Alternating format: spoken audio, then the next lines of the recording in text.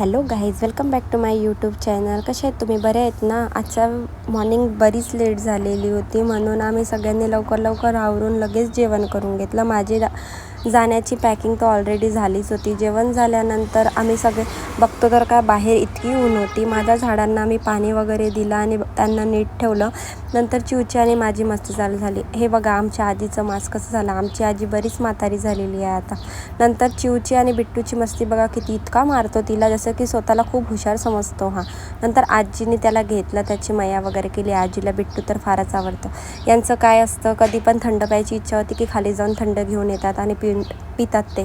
नंतर आम्हाला भूक लागल्यानंतर ताईने उपीट वगैरे करून घेतले. याची हा इतका राडा करतो की कोणाला काम सांगतच असतो. आज आजीचं काम होतं हे सगळं आवरण्याचं. हे सगळं बघून मी आज मस्ती करत होती आणि एन्जॉय करत चहा पित होती. नंतर सोसायटीमधली आमची खुशी आली होती बिट्टूसोबत खेळायला. बाबा पण आले आणि आमच्याकडे छोटा बाळ होता, त्याचा लाड वगैरे केला. नंतर आम्ही जेवण करून घेतलं, कारण ट्रॅव्हल्समध्ये जायचं होतं. बराच वेळ झालेला होता.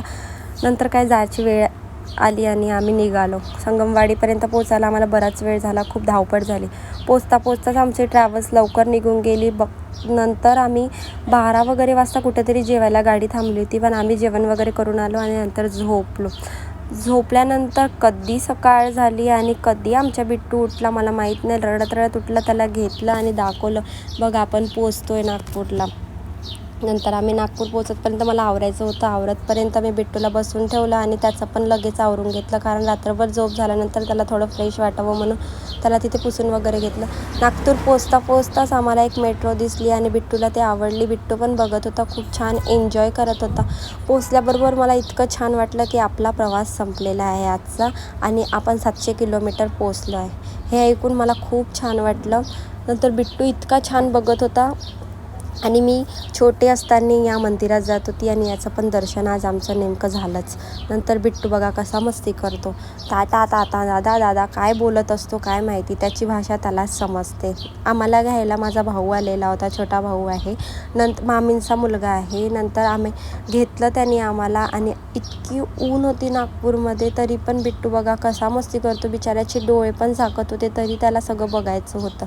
घरी पोचलो, कारण मी कोणालाच सांगितलं नव्हतं की नागपूर येत आहे. सगळे इतके शॉक झाले, तर माझी बहीण तर रडायलाच लागली. हे माझी बेस्ट फ्रेंड बघा मला बघून इतकी शॉक झाली.